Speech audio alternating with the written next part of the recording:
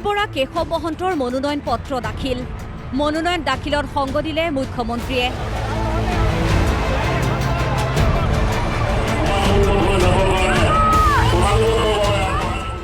মনোনয়ন পত্ৰ দাখিলৰ অন্তিম দিনা ৰাজ্যৰ 126টা সমষ্টিতেই উখল মাখল পৰিৱেশ ব্যাপক উৎসাহ উদ্দীপনাৰ মাজত মনোনয়ন পত্ৰ দাখিল কৰিছে বিজেপি মিত্ৰজোঁটৰ প্ৰাৰ্থীসকলে মিত্ৰদল অগপৰ দুই নেতা অতুল বৰা আৰু কেশৱ মহন্তৰ মনোনয়ন পৰ্বত উপস্থিত থাকে মুখ্যমন্ত্ৰী ডক্টৰ হিমন্ত বিশ্ব শৰ্মা অগপৰ সভাপতি অতুল বৰাই বোকাখাত সমষ্টিৰ বাবে গোলাঘাট জিলা আয়ুক্ত কাৰ্যালয়ত দাখিল কৰে মনোনয়ন পত্ৰ অতুল বৰাৰ লগতে খুমটাইৰ বিজেপি প্ৰাৰ্থী মৃণাল শইকীয়া আৰু দেৰগাঁৱৰ বিজেপি প্ৰাৰ্থী মৃদুল দত্তৰ মনোনয়ন পৰ্বতো অংশ লয় মুখ্যমন্ত্ৰীয়ে বোকাখাত আৰু খুমটাইৰ ৰাইজলৈ মুখ্যমন্ত্ৰীৰ আহ্বান অতুল বৰা মৃণাল শইকীয়াক 40ৰ পৰা 50,000 ভোটৰ ব্যৱধানত জয়ী কৰাব লাগিব আপোনালোকৰ পৰা মই আশীৰ্বাদ বিচাৰিছো সকলোৱে অতুল বৰা ডাঙৰীয়াক আৰু মৃণাল শইকীয়াক এইবাৰ আমি 40ৰ পৰা 50,000 ভোটত আমি জিকাব লাগিব জিকাব পাৰিম নে নোৱাৰিম আমি সকলোৱে জিকাব নে নিজিকাব পাক্কা জিকাব সকলোৱে জিকাব মুখ্যমন্ত্ৰী ডক্টৰ হিমন্ত বিশ্ব শৰ্মাই সমষ্টি দুটাৰ ৰাইজৰ সন্মুখত আৰু কিছু কথা ক'লে 9 এপ্ৰিলৰ পাছতে আপোনালোকৰ বাবে আমি কষ্ট কৰিম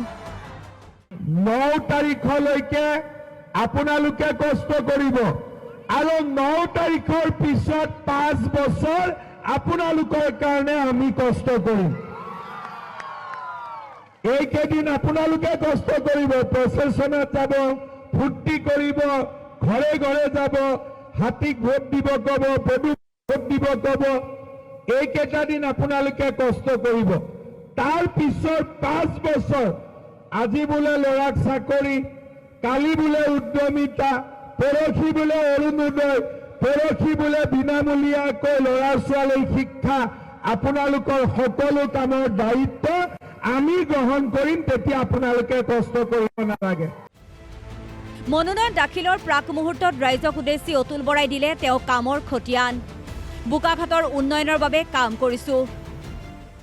ৰাইজৰ সেৱাত ব্ৰতী হলো মন্ত্ৰী হিচাপে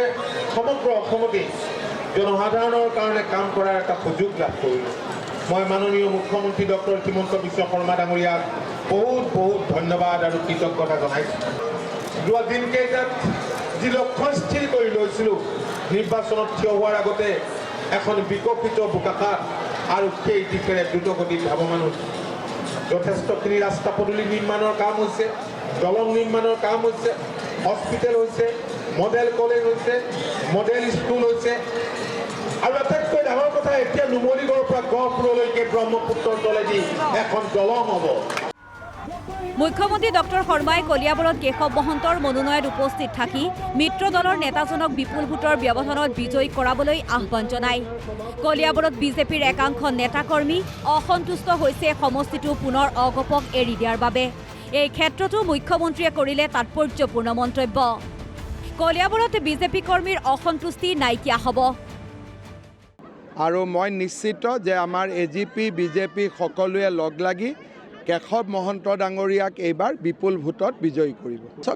প্ৰত্যেকবাৰে অকণমান ইনিচিয়েল সময়ত অসুবিধা হয় কিন্তু মই ভাবোঁ যে আজিৰ পিছত সকলো বিজেপি দলৰ কাৰ্যকৰ্তা কেশৱদাৰ লগত থাকিব মুখ্যমন্ত্ৰীয়ে মিত্ৰদল অগপৰ দুই শীৰ্ষ নেতাৰ মনোনয়ন পৰ্বত উপস্থিত থাকি সমগ্ৰ ৰাজ্যত দল দুটাৰ কৰ্মী সমৰ্থকৰ প্ৰতি প্ৰেৰণ কৰিছে বাৰ্তা বিজেপি আৰু অগপই ঐক্যবদ্ধ হৈ শক্তিশালীভাৱে যুঁজাৰ বাৰ্তা দিছে গোলাঘাটৰ পৰা পংকজ হাজৰিকা আৰু কলিয়াবৰৰ পৰা বিকাশ বৰুৱাৰ ৰিপৰ্ট অসম লাইভ 24